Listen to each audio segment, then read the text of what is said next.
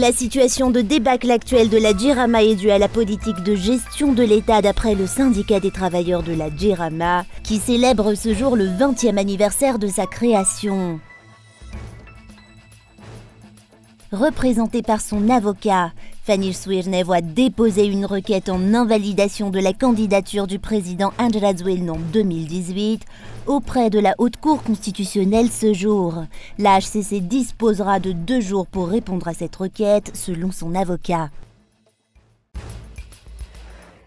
À la une de l'actualité internationale en France, le traditionnel défilé militaire du 14 juillet s'est déroulé sans accroc ce matin à Paris, sur les Champs-Élysées en présence d'Emmanuel Macron et du Premier ministre indien Narendra Modi, invité d'honneur à l'occasion de la fête nationale malgré un climat sécuritaire tendu. Retour en images sur la parade.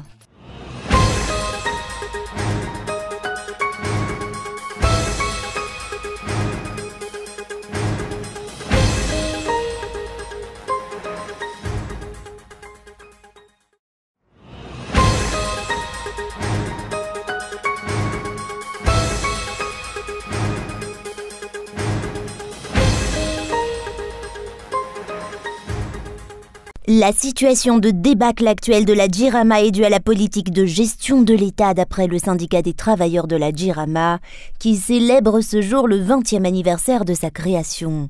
Il interpelle les dirigeants pour qu'ils affichent la volonté politique de redresser l'entreprise dans les plus brefs délais. Jusqu'à maintenant, les priorités de l'entreprise ne sont pas clairement définies selon les explications.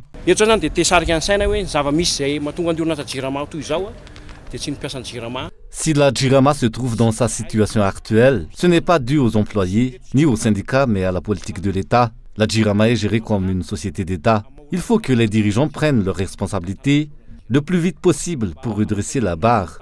Si les dirigeants affichaient vraiment la volonté de trouver des solutions, la Jirama ne serait pas dans l'état où elle est actuellement.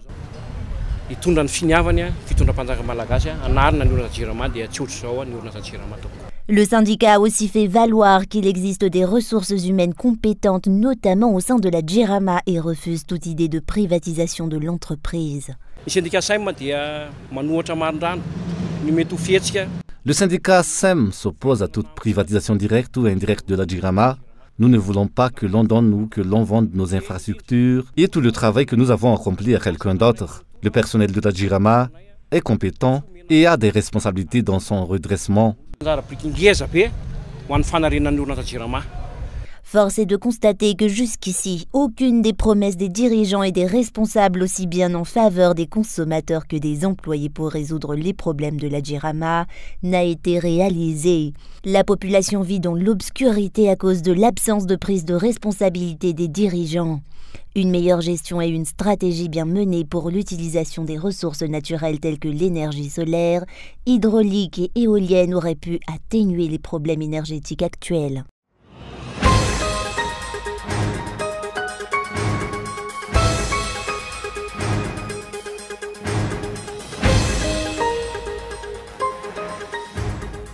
Représentée par son avocat, Fanny Suirnev a déposé une requête en invalidation de la candidature du président Andras Wiln en 2018 auprès de la Haute Cour constitutionnelle ce jour.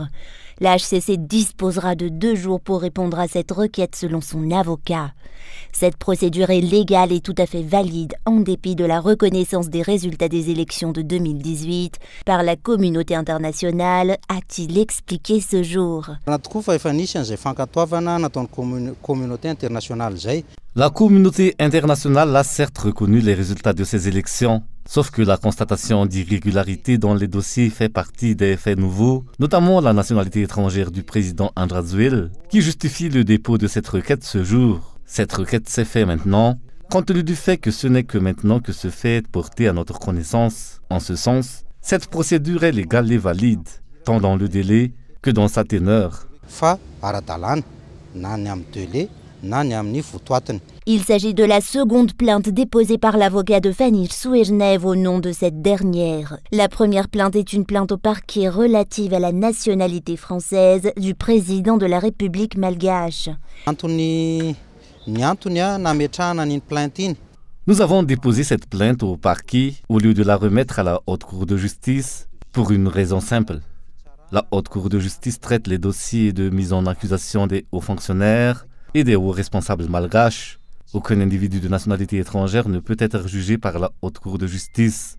Notre président de la République est un Français aux yeux de la loi et non un citoyen malgache. Ce genre d'individu se fait juger au niveau de la juridiction de droit commun.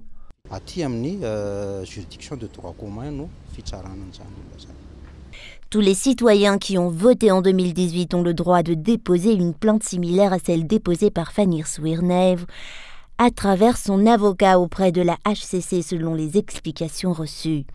La réponse émanant de la Haute Cour constitutionnelle est attendue.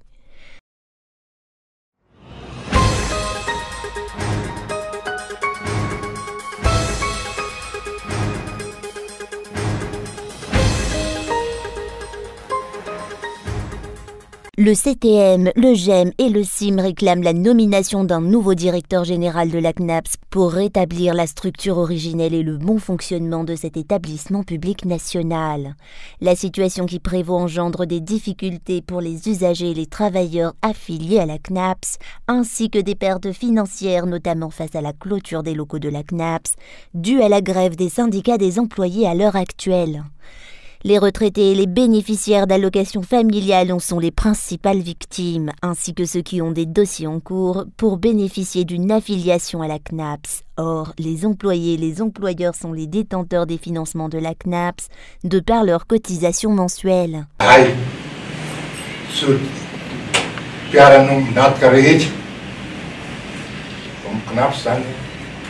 Nous, ainsi que tous les partenaires de la CNAPS, exhortons le pouvoir exécutif à nommer au plus vite un nouveau directeur général, vu qu'une si grande société ne peut pas être laissée sans dirigeant.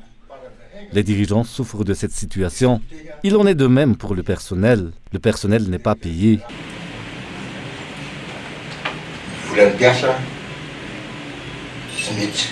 Environ 1 milliard d'arrières par jour rentrent dans les caisses de la CNAPS. Une rentrée d'argent désormais entravée par les grèves et la fermeture des bureaux.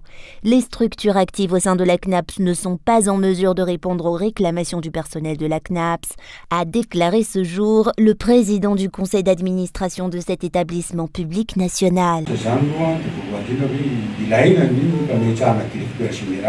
Il est nécessaire de nommer un directeur général, vu qu'il est le seul en mesure de faire tourner la CNAPS. Il est l'ordonnateur principal, il commande tous les virements, les paiements et les rentrées d'argent en général. De telles tâches ne sont pas du ressort du conseil d'administration. Le conseil d'administration ne définit que les procédures et les étapes à suivre. Il se charge aussi du vote du budget annuel. En dépit de cela, c'est toujours le directeur général qui décide du budget alloué et de l'administration générale de la CNAPS en tant qu'ordonnateur principal.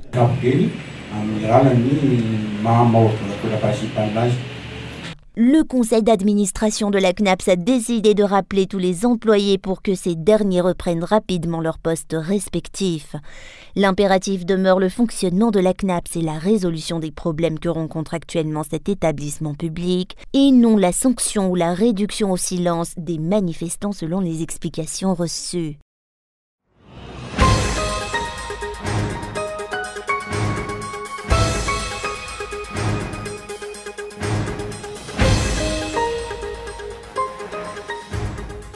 La Banque européenne d'investissement soutiendra les investissements du secteur privé dans l'agriculture afin d'accompagner le pays dans la mise en place de la sécurité alimentaire à Madagascar.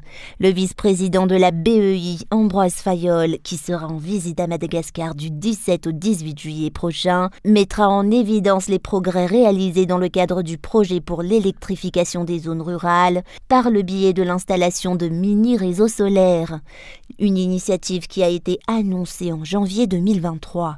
Cette démarche vise à renforcer la coopération de cette institution de financement de l'Union européenne avec ses partenaires publics et privés dans la Grande Île.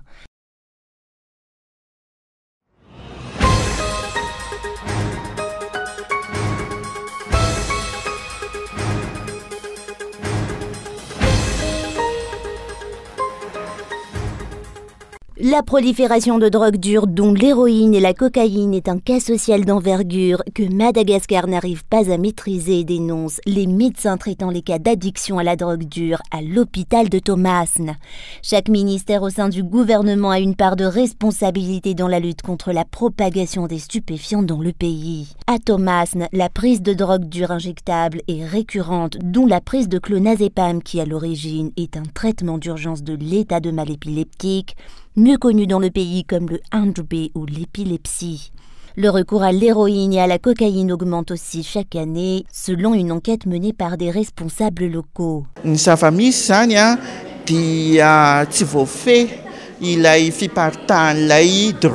La propagation des drogues n'est pas du tout maîtrisée. Chaque personne qui intègre ce réseau veut tirer profit de ce marché. Pour certains, les premières injections sont gratuites. Ils ne doivent payer qu'à partir de la troisième injection. Cette troisième injection, qui n'est plus gratuite, coûte environ 5 000 ariary. Comme nous l'avons exposé aujourd'hui, les drogues se propagent même au niveau des lycées.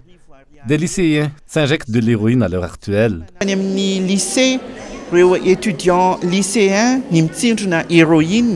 Le chef de service de psychiatrie de l'hôpital de Tomasne tient à avertir que la prise de drogue dure par injection telle que l'héroïne génère de nombreux dégâts.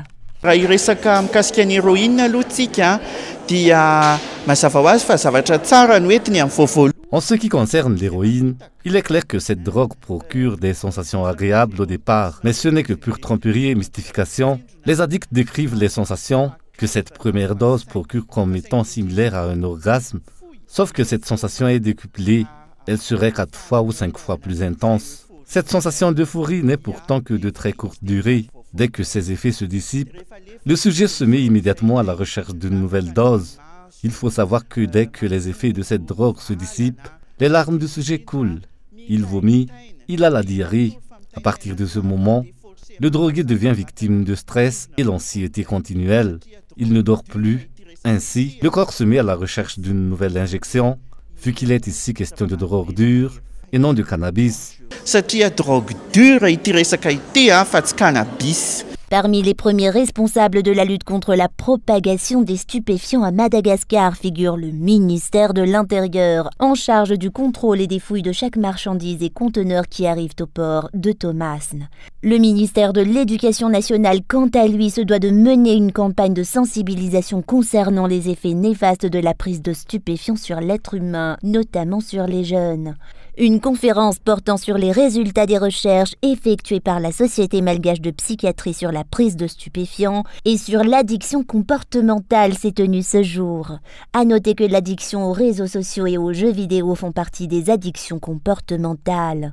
Une campagne de sensibilisation dans le cadre de la lutte contre la drogue a déjà été menée dans le pays en 2015. Une première campagne de sensibilisation qui s'est tenue à Tomasne.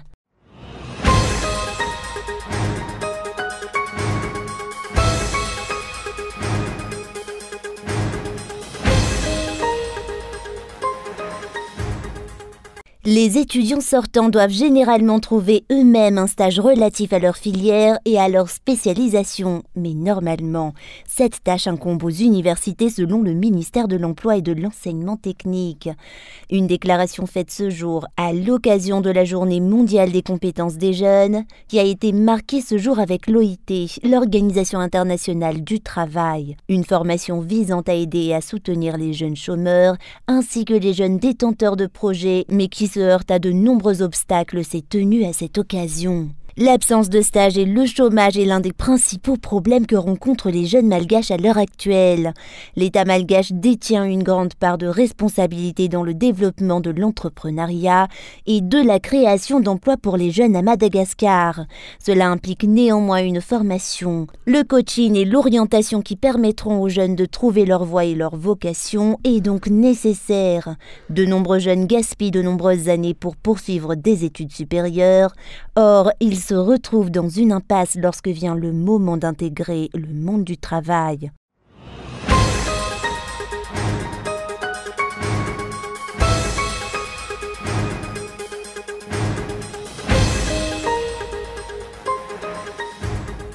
Défilé du 14 juillet Ouvert comme chaque année par la Patrouille de France qui fête ses 70 ans, suivi par 4 Rafales, dont 3 de l'Indian Air Force. L'Inde, le pays le plus peuplé de la Terre, est à l'honneur cette année sur les Champs-Élysées. La 4e armée mondiale célèbre ses 25 ans de partenariat stratégique avec Paris. Le Premier ministre indien est au premier rang. Hier, il a donné son accord pour l'achat de 26 nouveaux Rafales et 3 sous-marins. Quelques instants plus tôt dans la foule, quelques Indiens venus avec ses drapeaux. Cette famille a fait spécialement le déplacement pour voir ses soldats. À peu près à 4 heures.